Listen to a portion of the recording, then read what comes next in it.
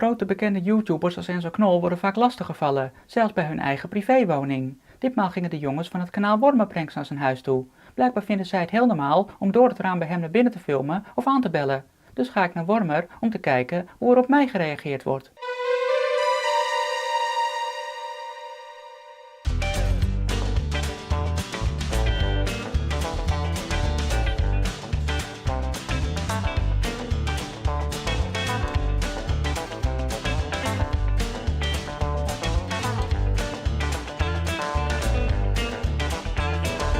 Natuurlijk ga ik niet echt bij de jongens langs. Hoewel het niet illegaal is om zomaar ergens aan te bellen en een praatje te maken, weet ik dat ik daarmee heel veel schade kan aanrichten. Dat zou idioot zijn. Bovendien gaat het niet alleen specifiek over die jongens. Het gaat over alle, vooral jonge kijkers, die met het idee rondlopen om hetzelfde te gaan doen. In deze video wil ik het daarom hebben over het verschil tussen hoe je als kind denkt en wat de consequenties zijn voor je slachtoffer. Zodat je kan leren waarom het niet verstandig is om zomaar zonder toestemming langs te gaan bij je favoriete YouTuber. Als kind denk je, ik ga iets leuks doen. Het is leuk, dus kan het nooit slecht zijn. Daarom moet iedereen het leuk vinden. Als kind denk je, ik steek er veel tijd en moeite in. Ik bedenk een geniaal plan, ik neem vriendjes mee en ik maak een hele dure reis. Dus kan Enzo Knol best iets kleins terug doen. Een interview, handtekening of fotosessie is toch wel het minste. Als kind denk je, ik krijg veel meer abonnees en voor hem is het toch leuk om zijn fans weer te zien. Voor iedereen dus een win-win situatie, toch? Voor degene die benaderd wordt is de realiteit totaal anders. Veel YouTubers hebben al het een en ander meegemaakt. Honderden krijzende zogenaamde fans die aanbellen. Mensen die 's nachts op de ramen bonken en schreeuwen dat hij naar buiten moet komen. Vuurwerk in de brievenbus. Scheldpartijen via alle mogelijke kanalen. Vernielingen, bedreigingen, stalking. Zodra hij jou ziet, gaan daarom alle emotionele alarmbellen af.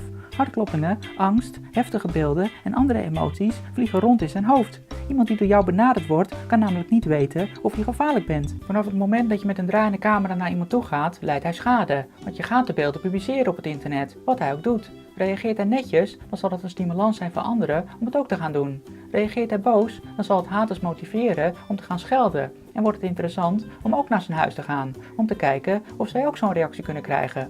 Vraagt hij je netjes om hem niet te filmen en de beelden niet op internet te zetten, dan heb je scheid. Je weet dat je niet voor reden vatbaar bent, want hij is bekend. En dan mag alles toch? Met de gevolgen ben je als kind nog niet bezig. Voor jou is het allemaal een lolletje van een paar minuten, maar voor degene die je lastig valt duren de gevolgen veel langer. De net genoemde emoties kunnen weken tot maanden voor slapeloze nachten zorgen, slachtoffers depressief maken en alle energie uit hen zuigen. Want daarna komen de beelden, King Alert en talloze haatvideo's online.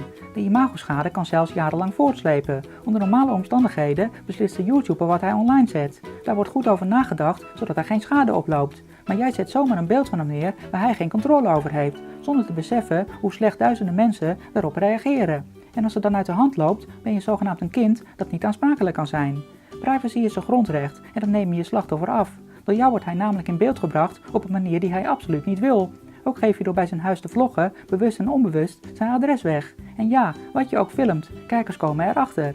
Alles wat je doet heeft invloed. Kan je begrijpen hoe belachelijk het is dat een YouTuber afhankelijk is van het gedrag van een kind of domme volwassene om nog normaal te kunnen leven? Stel je zit op een dag bij mama op schoot televisie te kijken. De deurbel gaat. Je doet open en je ziet een aantal vreemde mannen die jou beginnen te filmen. Hoe zal je reageren? Waarschijnlijk doodsbang.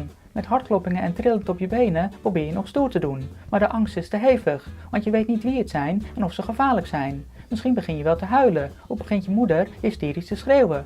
Maar dat maakt het alleen maar leuker voor de daders. Dat levert spectaculaire beelden op.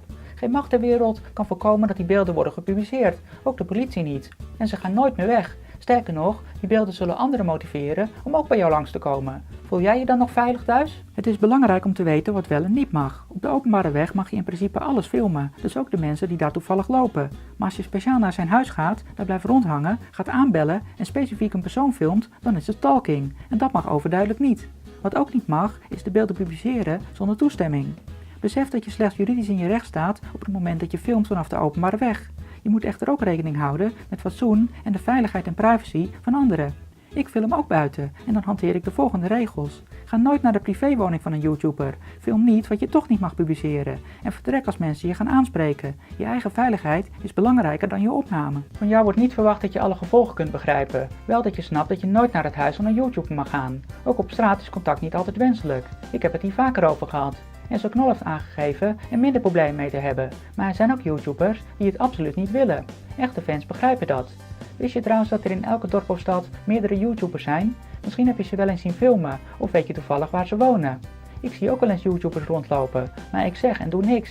Je kan namelijk onbewust iemand een onveilig gevoel geven. En dat kan toch niet de bedoeling zijn van iets wat juist leuk hoort te zijn.